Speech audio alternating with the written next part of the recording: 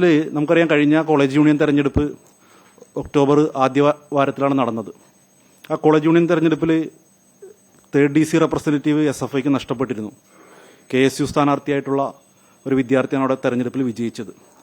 അപ്പോൾ ആ ഒരു സീറ്റ് നഷ്ടപ്പെട്ടത് മുതൽ 3ാം വർഷ വിദ്യാർത്ഥികളെ SFI ആക്രമിക്കുന്നൊരു നിരവധി സംഭവങ്ങൾ ക്യാമ്പസിനകത്ത് ഉണ്ടായിരുന്നു.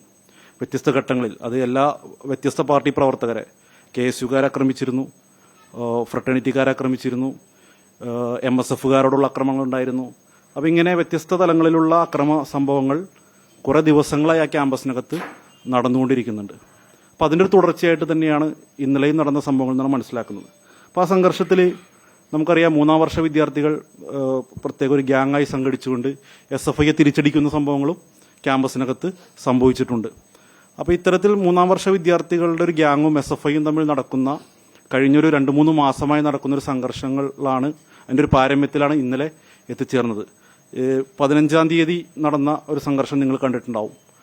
വളരെ വലിയൊരു SFI സംഘം വിദ്യാർത്ഥികളെ ആക്രമിക്കുന്ന ഒരു വീഡിയോസ് അവർ തന്നെ പുറത്തുവിട്ട വീഡിയോസ് ഉണ്ടായിരുന്നു. SFIയുടെ യൂണിയൻ ഭാരവാഹികളൊക്കെയും നേതൃത്വം നൽകിക്കൊണ്ട് ആ കുട്ടികളെ ആക്രമിക്കുന്ന ഒരു ദൃശ്യങ്ങൾ പുറത്തു വന്നിരുന്നു. ഇപ്പോൾ ഫ്രട്ടേണിറ്റി പ്രവർത്തകൻ ബിലാലിനെതിരെ അദ്ദേഹം തന്നെ കൊടുത്ത 2 പരാതികളുടെ FIR ഇവിടെ എൻ്റെ കയ്യിലുണ്ട്. FIRന്റെ കോപ്പി എൻ്റെ കയ്യിലുണ്ട്. ഒന്ന് 21/11 21/11 നവംബർ മാസം 21-ാം തീയതി ബിലാൽ താമസിക്കുന്ന ഹോസ്റ്റലിനകത്ത് SFIക്കാർ അതിക്രമിച്ച് കയറി കത്തികൊണ്ട് കുത്തിക്കൊലപ്പെടുത്താൻ ശ്രമിച്ച് വധശ്രമത്തിന് 308 ഉൾപ്പെടെ ഇട്ട കേസിന്റെ FIR നമ്മുടെ കയ്യിലുണ്ട്. അങ്ങനെ അക്രമം അദ്ദേഹത്തിനെതിരുണ്ടായിരുന്നു. അതിൽ ഈ പറയുന്ന SFIയുടെ യൂണിറ്റ് സെക്രട്ടറി നാസർ ഉൾപ്പെടെയുള്ള ആളുകൾ അതിനകത്ത് പ്രതിയാണ്. ഈ പറയുന്ന നവംബർ 21 നടന്ന അക്രമത്തിൽ പ്രതിയാണ്. അപ്പോൾ ബിലാലിനെ ആക്രമിക്കുന്നുണ്ട്. അതിനുശേഷം 15ാം തീയതി നടന്ന അക്രമത്തിലും ബിലാലിനെതിരെ വലിയ അക്രമങ്ങളുണ്ടായിരുന്നു. ബിലാൽ അതുകൊണ്ട് തന്നെ 15ാം തീയതിക്ക് ശേഷം ക്യാമ്പസിലേക്ക് പോലും അദ്ദേഹം പോയിട്ടില്ല. ഇന്നലെ രാത്രി നടന്ന സംഘർഷങ്ങൾ നമുക്കറിയാം. SFI തന്നെ പറയുന്നുണ്ട്, മുഖം മൂടിയിട്ട ആളുകളൊക്കെയാണ് ആക്രമിച്ചത് എന്നൊക്കെ അവർ പറയുന്നുണ്ട്. അതോടൊപ്പം തന്നെ അവർ ഫ്രട്ടേണിറ്റിയെയും KSUവിനെ ചേർത്ത് വെക്കുന്നുണ്ട്. ഫ്രട്ടേണിറ്റിക്ക് പറയാനുള്ളത്, ആ ഒരു അക്രമ സംഭവത്തിൽ ഫ്രട്ടേണിറ്റി മൂവ്മെന്റിന്റെ ഒരു പ്രവർത്തകനും പങ്കെടുത്തിട്ടില്ല എന്നുള്ളതാണ്. ഈ അക്രമം ഉണ്ടായി അതിനുശേഷം ഫ്രട്ടേണിറ്റി പ്രവർത്തകൻ ബിലാലിനെ അതിക്രൂരമായിട്ടാണ് SFI മർദ്ദിക്കുന്നത്. അതിക്രൂരമായി മർദ്ദിക്കുകയും അദ്ദേഹത്തിന് വലിയ പരിക്കേൽക്കുകയും അതിനുശേഷം ജനറൽ ഹോസ്പിറ്റലിൽ പ്രവേശിപ്പിക്കുകയാണ് ഉണ്ടായത്. ആ ജനറൽ ഹോസ്പിറ്റലിൽ ഇപ്പോൾ കുറച്ചു മുമ്പ് വന്ന വിഷ്വൽസ് ഇപ്പോൾ മാധ്യമങ്ങളിലൊക്കെയും അത് നടന്നുകൊണ്ടിരിക്കുന്നുണ്ട്. അതിക്രൂരമായി ജനറൽ ഹോസ്പിറ്റലിനകത്തേക്ക് അടിച്ചു കയറുന്നു, അവിടുത്തെ കാഷ്വാലിറ്റിയുടെ ഗേറ്റ് അടിച്ചു തീർക്കുന്നു. അതിനെതിരെ ഇപ്പോൾ ഹോസ്പിറ്റൽ സൂപ്രണ്ട് SFIക്കെതിരെ പരാതി കൊടുത്തിട്ടുണ്ട്. അതിനുശേഷം അവിടെ നിന്ന് ഇന്ദിരാഗാന്ധി ഹോസ്പിറ്റലിലേക്ക് കൊണ്ടുപോകാനായിട്ട് ആംബുലൻസിൽ കയറ്റുമ്പോൾ ആംബുലൻസിനകത്ത് വെച്ചിട്ടും ഈ ബിലാലിനെ SFIയുടെ പ്രവർത്തകർ ആക്രമിക്കുന്നുണ്ട്. അതിൻ്റെയൊക്കെയും വീഡിയോസ് ഞങ്ങളുടെ കയ്യിലുണ്ട്. ഇപ്പോൾ മാധ്യമങ്ങളിൽ ചിലത് വന്നിട്ടുണ്ട്. ബാക്കിയുള്ളവർക്ക് ഞങ്ങളത് ഇവിടെ നിന്ന് നൽകുന്നതാണ്.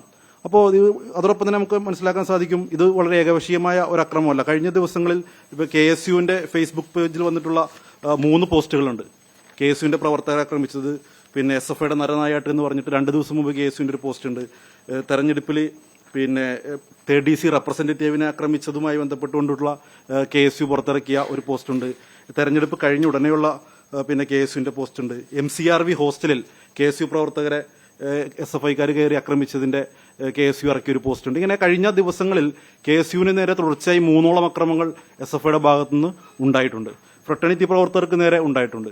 അപ്പോൾ ഇന്നലെ തന്നെ വളരെ വ്യാജമായ ചില വാർത്തകൾ പടച്ചുവിടുന്ന ഒരു സംഗതി നമ്മൾ കണ്ടിരുന്നു. അപ്പോൾ വലിയൊരു ഫാബ്രിക്കേഷൻ ഇതുമായി ബന്ധപ്പെട്ട് നടന്നുകൊണ്ടിരിക്കുന്നു. ഇപ്പോൾ ഇന്നലെ മഹാരാജാസ് കോളേജിലെ അറബിക് ഡിപ്പാർട്ട്മെന്റിലെ ഒരു അധ്യാപകനെ ഫ്രട്ടേണിറ്റി പ്രവർത്തകർ മർദ്ദിച്ചു എന്ന് പറഞ്ഞുകൊണ്ട് ഒരു വാർത്ത വരികയാണ്.